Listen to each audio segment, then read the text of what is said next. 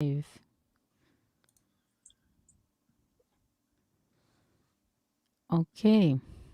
I think we are live. Hi there. How are you? Hello, Bianca. I'm great. Thanks for having me. Thanks for accepting my invitation to talk about your musical journey here tonight. I'm excited Oh, about it. And privilege. yes, we can wait a little bit for people to arrive. We can relax a bit. And yeah, we were talking about a lot of things in the background before it started. And we are excited about our projects. And Edel has been working music now for a long time. And yeah, so today we're gonna know a bit more about her story, about her challenges, about a lot of interesting stories that she has to say to us tonight. And yeah, while you're arriving, I'm gonna start just introducing Edel. She's a songwriter from Tipperary. Is that correct? Yeah, that's And right. Clonmel. you were born in Tipperary, is it, in Ireland? Yeah, I was born in Clonmel. Yeah. Clonmel. Oh, very Yeah. good.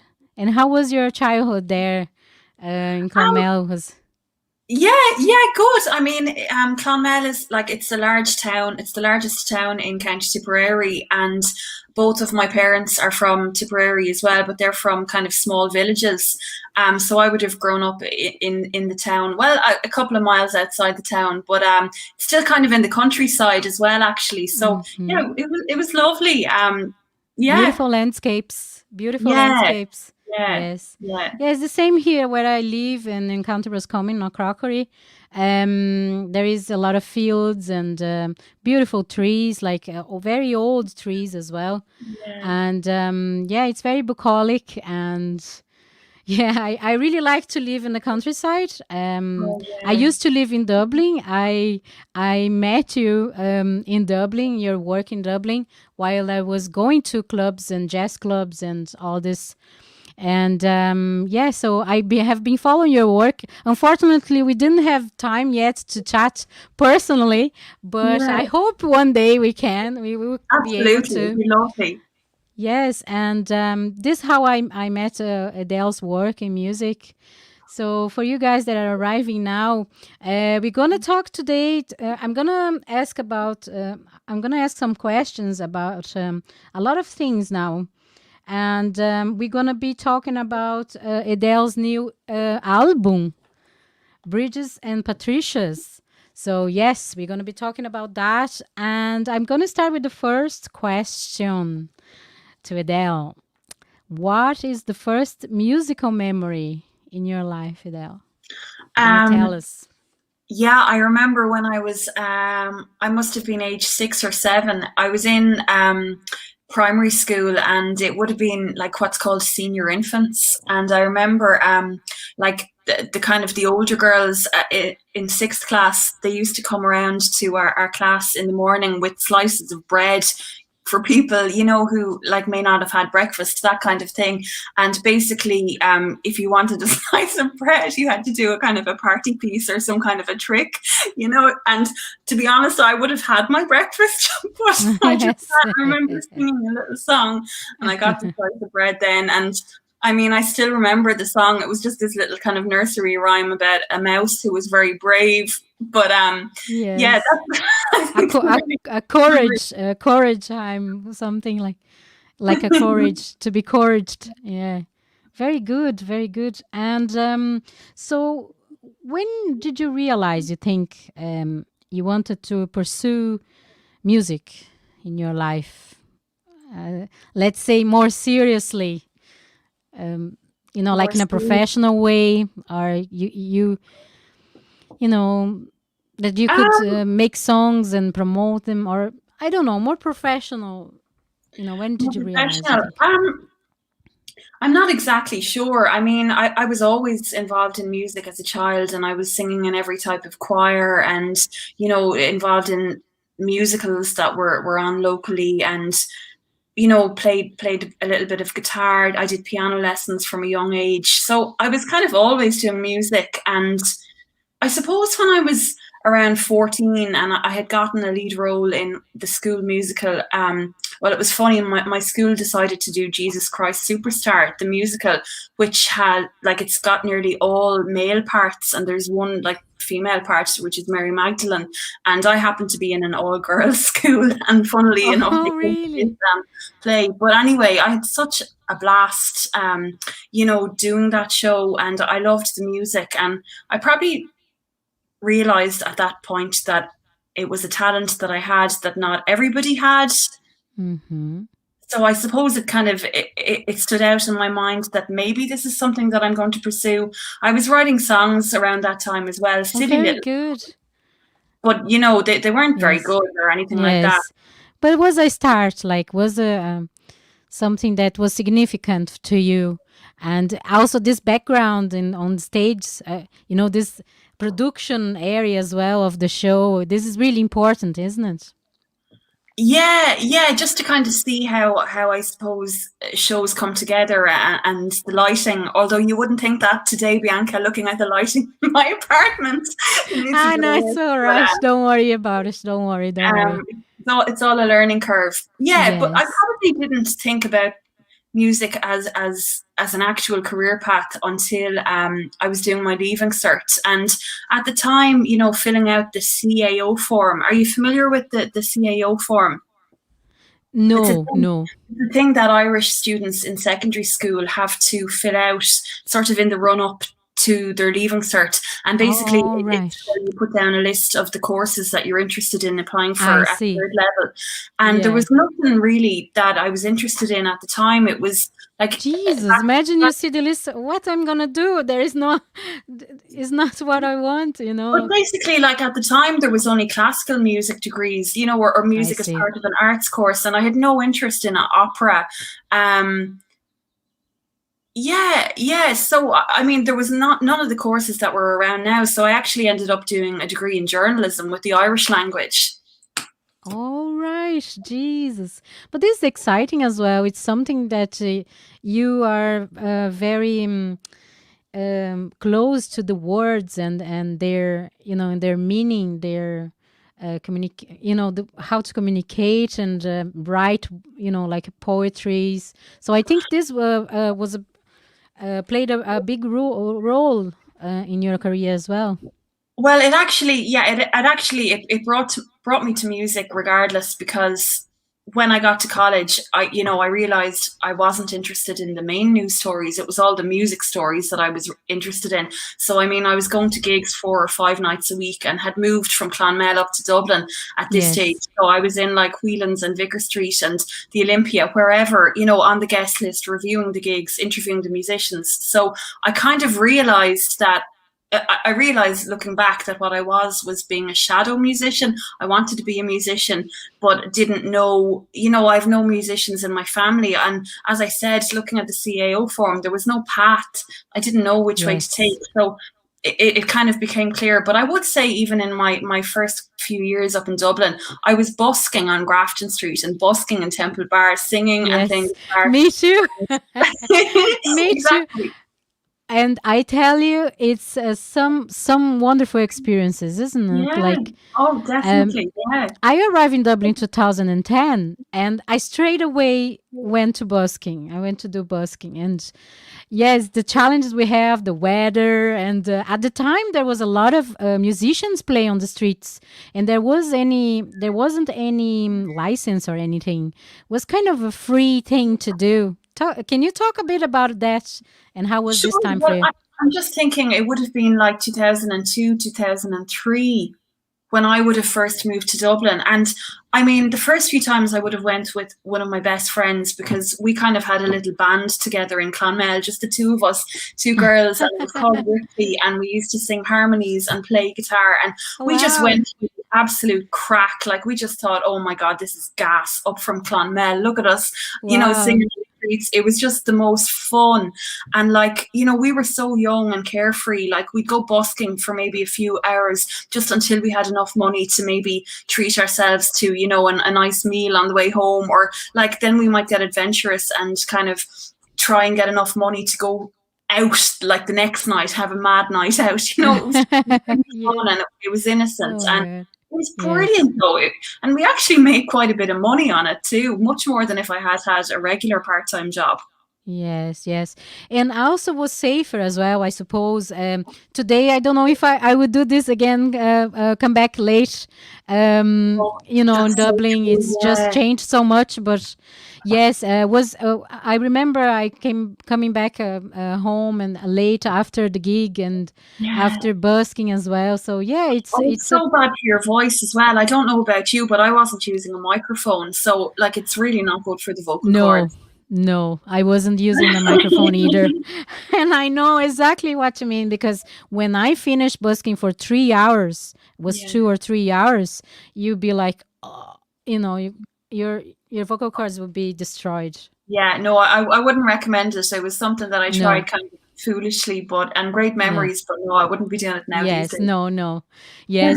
And oh, great memories. And this remind me as well my memories in Dublin. So that's great, great Oh, to have back. I think I'm going. If there is anyone there, you can say hello, where you're watching from. We'll be delighted to know. I'm in County Roscommon. Edel is in I'm in Tip Limerick. Limerick. Oh my Yeah, God! yeah, Limerick City. Since when are you in Limerick? You moved from Dublin to Limerick, is it? I did, yeah, yeah. It's kind of been a bit of a funny one. I basically moved from Dublin after being there for 16 years. I moved down to Limerick to do a master's in songwriting, and Yes. then after that, I did straight away another master's in Irish traditional music performance.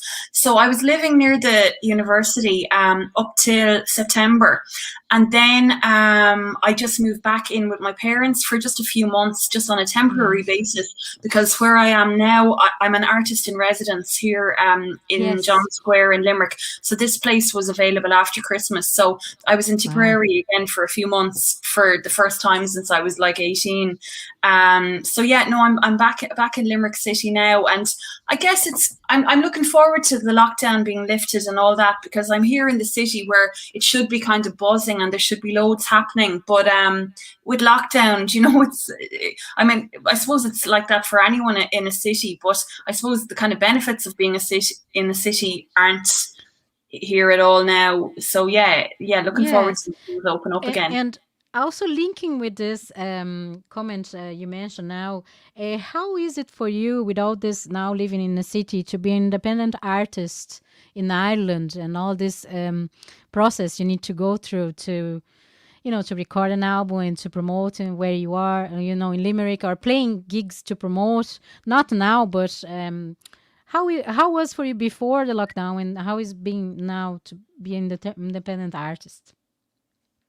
Um, I'm not sure I fully understand. I think there's a few questions Um, in there, Bianca. yes, sorry. So we go first. How is for you to be independent artist in Ireland, and then we go about the pandemic later. Sure. As an independent artist, I'd say there are pros and cons with it, really. Like from my perspective, it's amazing to have complete control over every aspect of my work. I make all of the decisions about everything. Yeah. But on the other side, it's a huge amount of work to do everything yourself. Even just over the past couple of months, I've been doing nothing but PR, publicist Mm-hmm. work, and Mm-hmm. I'm a professional musician. I'm mad to get down and start writing songs again.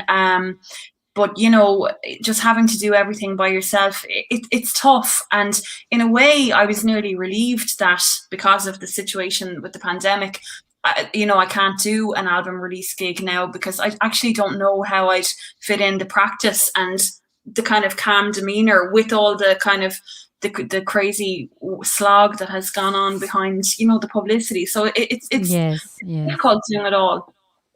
Yes. But you can tell us about your released albums as well. This is my next question now. In particular, the one you released last week on the International Women's Day, Brigids and Patricias. and I have it here. I got my copy. Yay! Aw. With a lovely Woohoo. card Aw. they'll send to me. And congratulations in your Thank you. album. Thanks a million. I'm very proud to see colleagues, fellows, musicians, to achieve their goals and to, Aw. to develop themselves and go forward in their dreams. So yes, but can you please talk about your album and what is behind the story? How was to release the album? Sure. Yeah, so I guess the idea came to me, the sort of the seeds of the idea, if you like, came to me 3 years ago. Just the title, Brigids and Patricias, came into my mind, and I didn't know where it came from. I didn't know what it was about, but I just had a feeling that it was significant, and I wrote it down. And then I kind of felt an urge, if you like, to go and visit St. Brigid's Well in Kildare. And as it happened, when I went there, like I just I had gotten a bus down from Dublin, and I had planned to maybe stay a few hours. But then when I got to Kildare town, I realized, oh my God, everything here is dedicated to Brigid. It was like there was Brigid's Well, and then there was the cathedral, and then there was a church, and then there were all these roads, and there were murals everywhere on the walls. And I was just like, oh my God, I've come here now. I can't just leave in 2 hours. I want to really soak it all up. So I ended up like booking into a hotel on the road, with no overnight bag or anything, and stayed overnight, and just, yeah, spent a good bit of time there. And when I Wow, went down that's to the well amazing. and everything, it's beautiful, and it's a really sacred space. And I would have just sat there and sort of soaked it up. And actually, I popped into what's it called? Solus Vrida. It's this center. They're these nuns. I think they're called the Brigidine Sisters, but Mm-hmm. basically they dedicated their lives to being sisters of Brigid, or sisters of Bride. And I popped in there, and it's a place where people can meditate and, Mm-hmm. I suppose, learn more about Bridget. And there was a lovely nun, and she was telling me about Bridget, and she left me in this beautiful room where I could meditate. And it was, just thinking back Yeah. now, I don't think I've even really told anyone that story. It's Very sounds a good. bit mad, but I was definitely, yeah, inspired to go down there. And then when I eventually arrived in Limerick to do the MA in songwriting, I suppose, like, having spent over 10 years as a professional jazz singer, I was just like, in my body, I was like, oh no, I was just so, I wanted to step away from that role. It just, I had enough. I was like, I want to Mm-hmm. sing my music. I want to explore who I am. All of these great songs by George Gershwin, Jerome Kern, all Yes. of it, they're great, but I've done that. Leave me alone. That's kind of how I felt. And Mm-hmm. I just came down to Limerick, and I started to hear traditional Irish music in the hallways. Like, trad is really big in the university there, and it's Yes. the Irish World Academy of Music and Dance, which was set up by Micheál O'Sullivan, who coincidentally came from my hometown of Clonmel. Now, I never met him or anything when I was Wow. growing up there, but he's the man that set it up. And I heard trad, and I started taking some sean-nós singing classes, the Irish Mm-hmm. ancient traditional Irish singing. And then the first song that I wrote, I wanted to write something that was connected to my home place, and Yes. Bridget Cleary immediately came to mind. So the first song that I wrote from the album is Song for Bridget Cleary, and she was a young woman, 26 years old, very attractive, very industrious. She would have been making a living separate from her husband. She had her own Very hens, independent. very Very. independent. Mm-hmm. And, she was very stylish. She made her own clothes, but to cut For a her long time. For her time. for time, oh, exactly. And especially like in a rural, like, farming community in Tipperary, going around wearing these fancy petticoats, you wouldn't really be seeing that. But anyway, to cut a long story short, she got very sick, and her husband convinced everyone, including her family members and the neighbours. He convinced them all that this wasn't his wife Bridget, but that it was a fairy changeling that had been left in her place.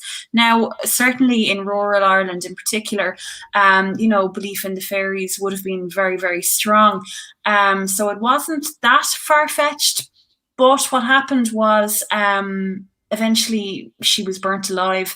He had held oil over her nightdress and it had caught fire, and she was burnt alive and died in, a horrific death. And after she had been killed, her husband Michael is said to have gone to the nearby fairy fort and was expecting for her to return, or to be returned on a white horse. Yes. So it's a fascinating story. Oh my God. And I wanted to write a song as a Yes. tribute to her. Yes. Oh, it's a beautiful song. Yes. Who gets the album will definitely think is amazing. The vocals and all the other songs as well. You recorded the whole album yourself, isn't it? Yeah, just Yeah. me. I think that was a deliberate decision as well, Bianca, because on my first album, I think I had 7 musicians, or maybe it was 6, but I was just, oh yeah, I'd like trumpet, oh I'd like this, I'd like that.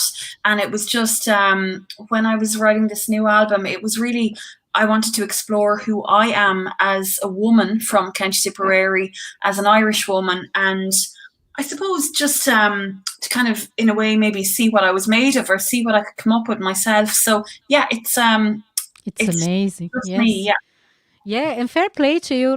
We have a comment here. I'm going to just put, Cara. Hi, Cara. Cara Richards. It's another fabulous composer as well. She's my friend here, and she lives in Athlone. Yeah, so Cara is commenting here. Great story. Yes, indeed. And we follow then the album. And how is the album going now? You have for sale on your website, is it, Edel? Oh yeah. Anyone who is looking to buy a CD can order from my website, edelme.com, or for the digital release, go to Bandcamp. Bandcamp is it's such a great place for musicians. I have mine there too. Yes. Yeah. It looks after musicians in a way that the other streaming sites don't. So Bandcamp for digital, and my website for very good. And there is also your Instagram that people can follow. Sure, yeah. Yes, and Facebook as well. Yeah, absolutely, yeah. Oh, there is beautiful photos from the album. Well done to the photographer as well. Beautiful art, all the colors, and beautiful, brilliant. And we keep going now. We have a few minutes now in the live video. And thanks for everybody tuning in. The next question is, the other one that I mixed it up. How have you been coping with the strange times we are living through, and staying creative? Well, how am I coping? To be honest, Bianca, I've been so busy that I've just been going about my day to day, because when the lockdown started, the first lockdown last March, I was actually doing my master's in Irish traditional music performance at the time. So, I was just so busy with coursework and preparing for various performances. Like, obviously, everything went online, went onto Zoom, and instead of getting to perform, in front of people, I was performing to my phone camera. And I was busy with that up until the end of September. And I mean, then at that point, having done most of the recording for the album, then it was just about putting the head down and focusing on getting the mixes right, making a music video, doing the photo shoot, working on the mastering, the album artwork. So that was before Christmas. And then, now I'm here back in Limerick City, and since I moved here, I've had the head down and been doing all of the publicity. So I've just been full on with work, really. So I'm looking forward to getting creative again. It'll probably be sometime in April. And so you didn't perform since the pandemic happened. You were mostly doing the teaching, and as well, or well, I wouldn't have had any public performances, just ones for college, that were part of the criteria. Actually, no, I should say for Culture Night. Yes, I remember that too. Yeah, Culture Night. Yes. I was commissioned to do a performance at the Source Arts Centre in Thurles. When they opened the lockdown, was it? When they lifted, was it? I think so. No, it was recorded before. There. It was a video recorded performance for people. Yeah. And yeah, so this link with my next question as well. Um, how what is your big influences in music? Who are my big influences? Yeah. It's interesting. I think a lot of the people that I really love, you'd never guess that they were influences. Like I love Jimi Hendrix, and I was really inspired when Me I too. heard his live performance of Star Spangled Banner. Like that Mm-hmm. totally just blew my mind, and how he was, Yes. referring to all the explosions and the Vietnam. That really just yeah, blew my mind. As I said. I Yes. love Nina Simone. She's a huge influence. Songs like For Women, Mississippi Goddamn, and how she would have sang that Backlash Blues with the lyrics by Langston Hughes. I love Bob Dylan, something like Bob Masters of Dylan. War, like people Yes. who just really say what needs to be said, protest songs or songs of social protest, whatever you like to call them. Yes. I'm really, really inspired by them. Rhiannon Giddens is brilliant for that as well. From a musical perspective, I'm hugely influenced by Joni Mitchell. I just love Yes. what she does. I love, Amazing. the colors that Yeah. she uses and the different sound worlds. I mean, someone told me, or I read somewhere, she has about 44 different guitar tunings. You know, Really? Oh my I just, God. I never get Yeah, sick of listening to it's her. amazing. It's amazing. I have been researching about John Mitchell for a while now, and yes, it's amazing. It's amazing. I have watching now YouTube. It's the best thing you can watch. A lot of things, a lot of interviews, and it's amazing. It's just amazing life she had, and all the things she passed. She's a brave woman. She's a very brave woman.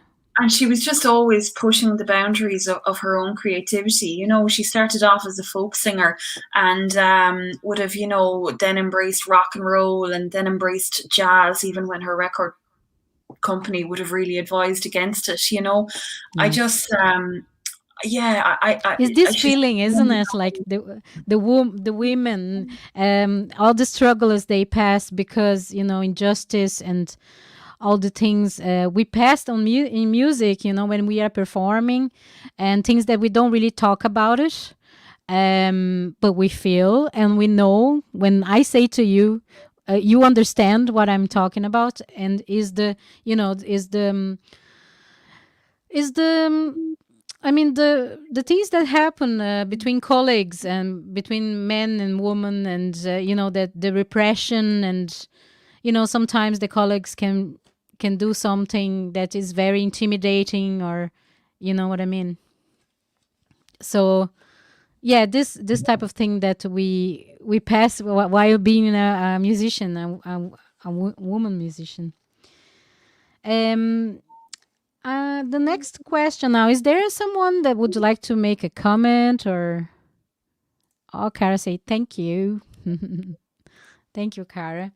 Kara, that was last night. She was in my online concert, and was amazing to see everybody there. And if you were in my concert last night, I just want to say thank you for being there, because I think it was a great experience to launch an online show, and everybody was, helping me and supporting. So, yes, I just would like to say thank you, all of you, because it was my first online show, and I had help from my mentor as well.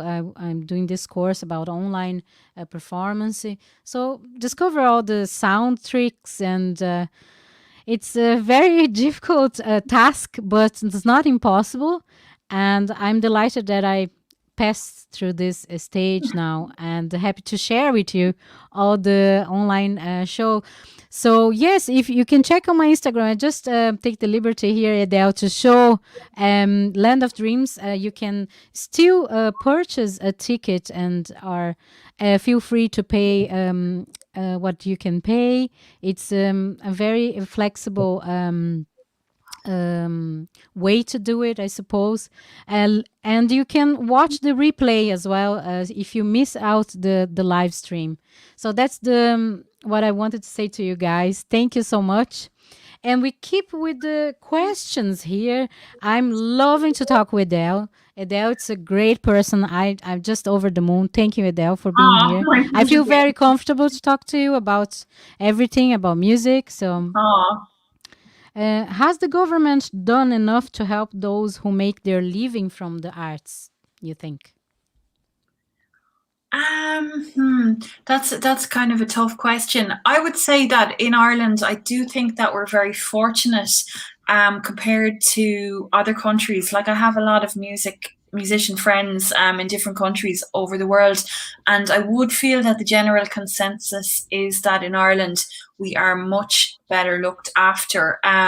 Although in France they do have a scheme where artists or musicians actually in particular they're given a sort of a living wage. So basically I know that there are talks going on at the moment where they're trying to introduce that for musicians here, that we would have a sort of a minimum wage, you know, because like so much of our work is done, you know, and we're not paid for it. I mean, in terms of creating the work. So it would be great for that to become, you know, to become a reality as well. I know that the government has, you know, made a massive effort over the last 12 months, and unprecedented amounts have been given to the Arts Council and to various schemes. However, I do feel that a lot more needs to be done. And for example, like certain musicians are incredibly skillful musicians, but the thoughts of having to put an application together or written, you know, and scan through 20 pages, a 20-page document is just something that they're not comfortable or experienced in. So I do think the government has done a lot, and fair play to them, but I think that there's still a lot more to be done. I agree with you 100% because now you said it, because I'm an immigrant. I'm not an English native. So apply for grants for me is very difficult. It's almost impossible. And I know, of course, the government's doing its best to, you know, to attend everybody. But there is so many different artists, talented artists that apply. So maybe, you know, try to kind of facilitate for immigrants as well to apply, or kind of maybe doing a course to teach how to apply, because the ones available, I try to find the ones available on the internet to know how to apply for grants, but there is any material there. And if we could, as a collective, study a way to make some guidelines to make it easier for everybody to apply, I think this would be something, you know, very, very helpful. Yeah, for sure. Or like some people have suggested as well that maybe like a talking application, you know, like an interview application, because some people aren't that comfortable with writing, whereas they're much more comfortable speaking. I would be more comfortable writing because I guess I have the journalism background, so it's helpful in that regard. But I fully appreciate that that's not for everyone, and yeah. People really need to access this money. So yeah, more does need to be done. That's great. And let's see now, how can the arts and music industry be more sustainable in the future, you think? How can the arts and the music industry be more sustainable? Well, I suppose, like from my own perspective as an independent musician, I wish that there was more discussion around streaming sites, because I feel that, like, people say to me, you know, and they mean it in the most positive way, but they'll tell me, "Oh, I was listening to your album on the streaming site that starts with an S," and I just feel like I want to say to them, "Oh my God, please don't tell me you've been doing that," like, because, you know, Bianca, the truth is, like, in the last 3 years since releasing my Blue Fantasia album, I've made less than €10 total. For Spotify streams. It's the absolute worst. like, and I think that if people realized that they wouldn't use it. Like, we all talk about, like, we know how, we need to eat less meat, for those of us who eat meat these days, and we know that you can't use plastic. You need to be using your recyclable, cotton or canvas bags. And we're not talking about Spotify. And I suppose, there are some people, bigger artists, and for them it's working. But for small independent DIY artists like myself, it's the absolute worst. And Yes. just the other day I got an email from Spotify telling me the amount of people who have been streaming my album since the release. Yes. And like, I nearly wanted to cry, because if all of those people had actually just paid and bought a copy of the album, I'd have made back the money. Well, a good the money that I invested. So it's the worst. Yes, for me too, as an independent artist, I feel the same.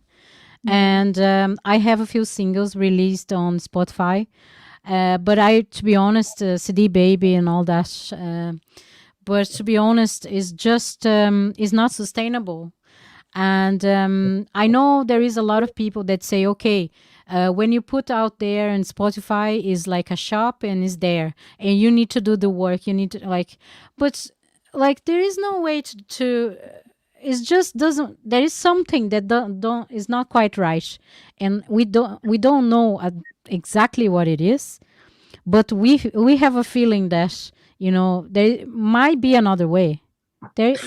Bandcamp is brilliant. I'm a huge fan of Bandcamp, and Yes. the fact that they have this Bandcamp Friday once a month, where all of the money generated from the sale goes to the artist. I mean, that's just fantastic. It has the artist, at the center.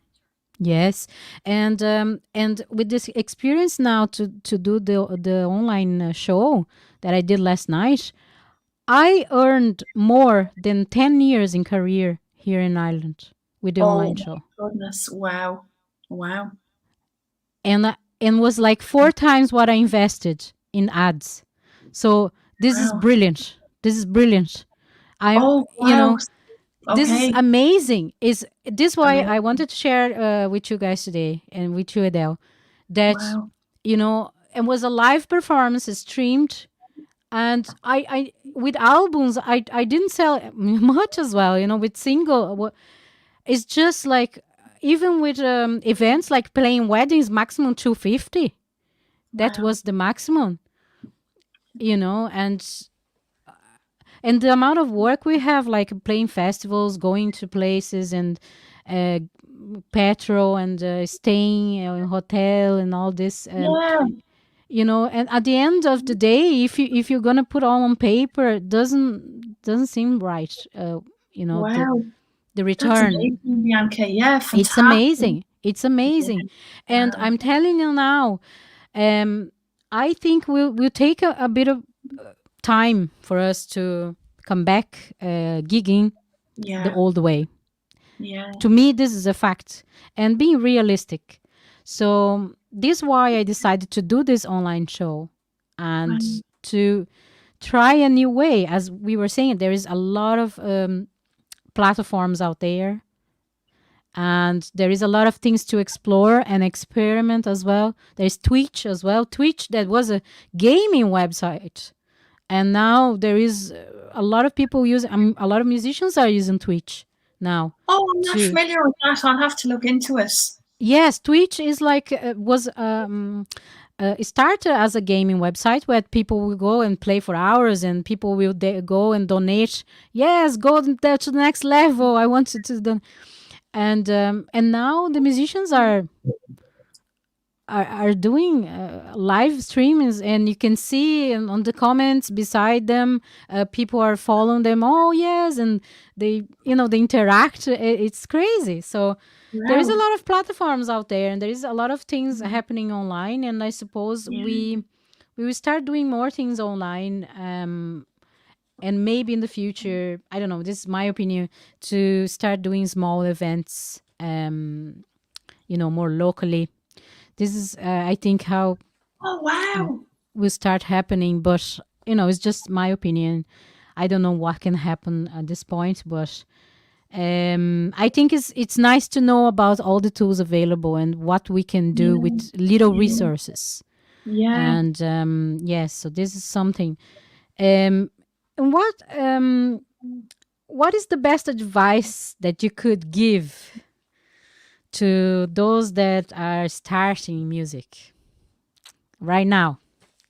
Like You it's mean that they're just starting to play an instrument, is it? yeah, starting playing an instrument or thinking about music as a career or you know. Well, for someone who's starting to play an instrument, I would just say stick with it and have patience, Mm, and you need to commit to it. Like 15 minutes a day will do wonders, but commit to it. And I read I came across a great Chinese proverb before that was, it went like, if you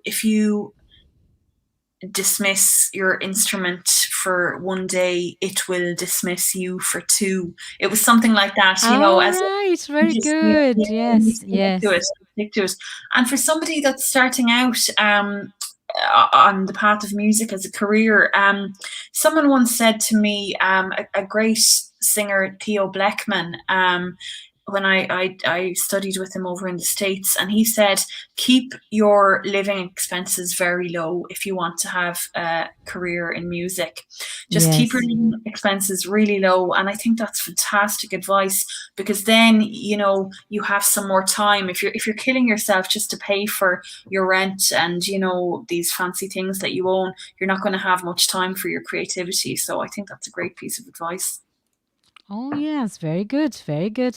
Yeah, so I'm delighted. Now we are almost finishing. I think our live video. I'm not sure how long we are here. I just lost time, but yeah, I can see it 20 up at the top.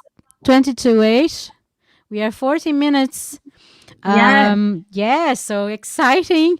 We have more two questions, and then yeah, we can just people were commenting here. Kara commented, I don't have my stuff on Spotify. I would rather go busking. Yes, yes, yes, yes. It's a polemic. And oh yeah, another thing is we have to register our songs when we make a song, right? ISRC is the number. And how is this process for you?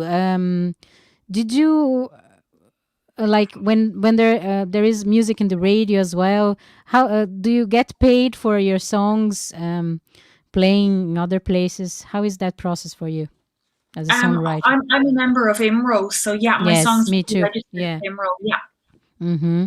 Oh, very good. So you are able to live from your music, or do you think it's like it's better you do a live gig? And what is best for you to get a return of your investments in your album? Sell directly from Bandcamp to people.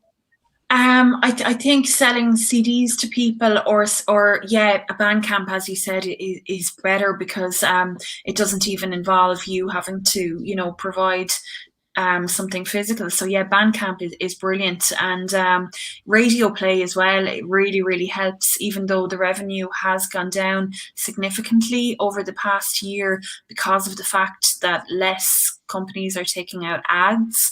But certainly, requesting, our music or music of artists that you love, on your favorite radio station, that would be very helpful also. Yes. And can you tell about? I know you travel to a lot of places. I know you have been to Cuba. Can you tell us about your experience in Cuba? Do you speak any, Spanish, or how was No, there? unfortunately, I don't No? speak. Oh No. my God, you're very brave. Oh my God. Funnily enough, it was really interesting, Bianca, because I had wanted to go to Cuba for years. I think when I was maybe 22, I came across like a travel book, just in a bookshop, and saw the picture on the front with all the old-fashioned cars and these stunning buildings, and it just completely captured my imagination. I knew nothing about the place, but just the pictures just completely it blew my mind. And I just always had it at the back of my mind. I'm going to go there someday. And I came across a course, a music course that was happening there. And I guess, yeah, throughout my 20s, I knew that every summer there was a group of jazz musicians actually that were going over there for, I think, was it a 1 week course? So Wow. I knew that this was always a possibility. And then in 2017, or was it 2018? I had decided in my mind, yeah, I think I'm going to go for it. I'm going to start saving and I'm going to go for it.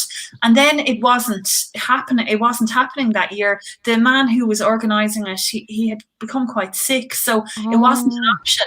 And then, yes. months later, I got an email to say that the course would be going ahead the following year. And then I decided, right, that's it. I'm gonna take this opportunity, and Yes. it was just perfect because I thought it might be a bit of a bit much for someone like myself who doesn't speak any Spanish to go completely by myself. But the idea of meeting a group, of Mm-hmm. English speaking jazz musicians over there was just ideal. And they would have hired like some fantastic Cuban musicians, um, Mm-hmm. and who we were learning from, and it was ideal because I was part of Yes. the group during the day, and then could take I could do my own thing independently as well, and that really suits me.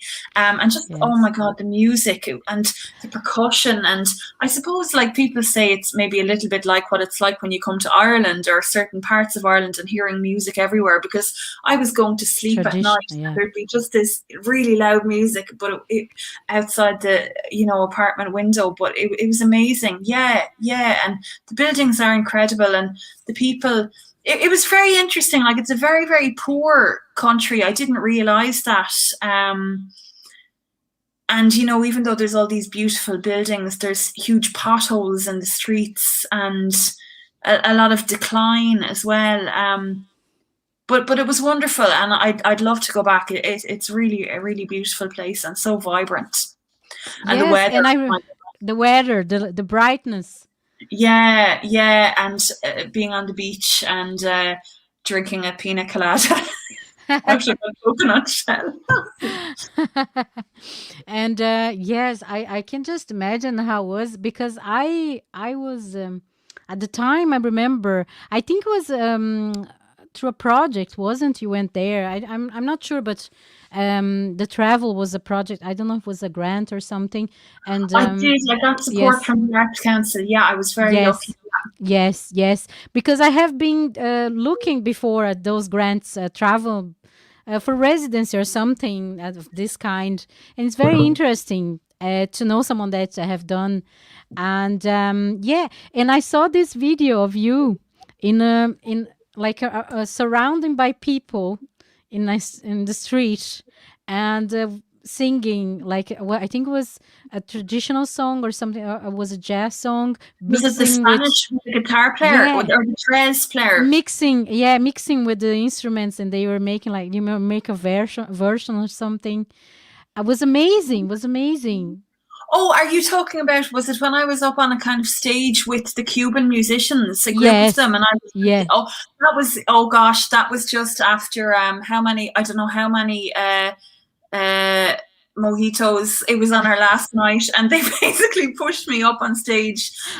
Yeah, my singing was awful. I was shouting, but it was so much fun, and they were so welcoming. Yeah, it was No, quite the you're very, experience. like, it was a jam, like, kind of stuff. It was very nice. Like, I Oh, thought was thank you. amazing, because, like, exchange of cultures, Yeah. and it's just so special. And yeah, and it's beautiful because there is a lot of good musicians from there. Havana Yeah. Social Club, all, it's amazing. Fania as well, other. It's just amazing how things ended up. And it's funny that a lot of Irish people went to, you know, as well, further south as well, to Argentina. Apparently, I think Che Guevara's grandmother was Irish, from Kilty. Kilty. Well, No, Kilty. I think it is. Yeah, but they went there by ship, and it's amazing how this blend of cultures happen over Oh there. yeah, well even like one of the main streets in Havana is called O'Reilly Avenue. No way! Oh my God, that's a shock. Now you're right. What? Yeah, O'Reilly. and I mean, even last year as well, when I was studying at UL, I mean, there was a wonderful uilleann piper over from Puerto Rico. I mean, there are trad musicians. I think trad is quite popular in the Caribbean, so I'm told. Very interesting. Very, Mm. very interesting. So yes, now coming back to Ireland, I would like to ask you tell us three favorite things about Ireland that you love. Well, Absolutely. I really love Ireland and I'm so proud to be Irish. I just love the richness of the culture, whether it's song or story or poetry, dance. We just have such a rich culture here and it's amazing to be part of that. The Irish language as well. I love it and the connection with spirituality and it's just Wow. so rich and descriptive. I'm so passionate about the Irish language and the landscape. I mean, I've been fortunate to have visited lots of beautiful places, but Ireland is definitely up there, among the most spectacular, whether you're down in Kerry or, somewhere in the Burren, or in Wicklow, wherever. Ireland is so beautiful and all the Yes. history that's here, whether it's castles or, old monasteries. It's The mythical history as well. Oh, It's the mythical amazing. history. Oh my God, it's just so fascinating. And we're so fortunate to have that because, many more modern places just don't have that history and we have it all. Yes, and it's great to see also the Irish community preserving this history and the love they keep for the history, the respect. I think this is very important. Even with the a lot of um, historical moments, just difficult historical moments. I think there is a huge respect for your ancestors, and I feel the same. I feel that Ireland is my home now, and I love Ireland. Ireland history also inspired me so much. All the people that they were trying to have a life, build a family here, and all through history, all the things, and also the goddess. And I think I feel really deeply connected with the history of mystical Ireland, let's say. Mhm. And Bridget also inspired me so much as well. And I didn't know. I just went to this shamanic journey with sounds, with like it was drums, and it was a meditation type of thing, and I didn't know. They said, "Oh, you're going to find your spiritual guide," and I said, "Okay," and don't be afraid, and all that. And I was very, concentrated. And really, the rhythm really involves you to a trance or something very, very deeply with your heart. That your heart starts beating with the some sound of the drums. And I saw Bridget. I didn't know it was her, but I saw her and I remember the figure. I remember everything, and then I went look for this figure on the internet, and I found Bridget. I found the ginger hair, the red hair. She had a red hair. I didn't know who was Bridget, and this how I met Bridget. And then I found out that she was the guardian of poets and writers and creativity, and I was, oh my god, that was something really inspired. And then I made a song during the pandemic, inspired in this vision. And it's amazing how things connected with each other, and the Oh, artists are very deeply connected with her. that's wonderful, Bianca. I never told that story now from my song, but that's the story behind. Mhm. Also, of course, with all these feelings of the pandemic going through us as an artist. So yes, it's amazing how this connection happened. And yeah, so I think we are almost 6 minutes to finish our live video. Thank you, everybody that has been here with us tonight. I really enjoy. I'm gonna finish with this question here.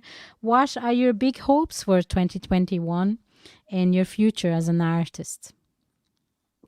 What are my big hopes for 2021? I'm not exactly sure, Bianca. Like, I'm just taking it day by day. Like, I suppose the response to the album so far has actually really exceeded my expectations. So I'm excited Brilliant. to see, where things go from here.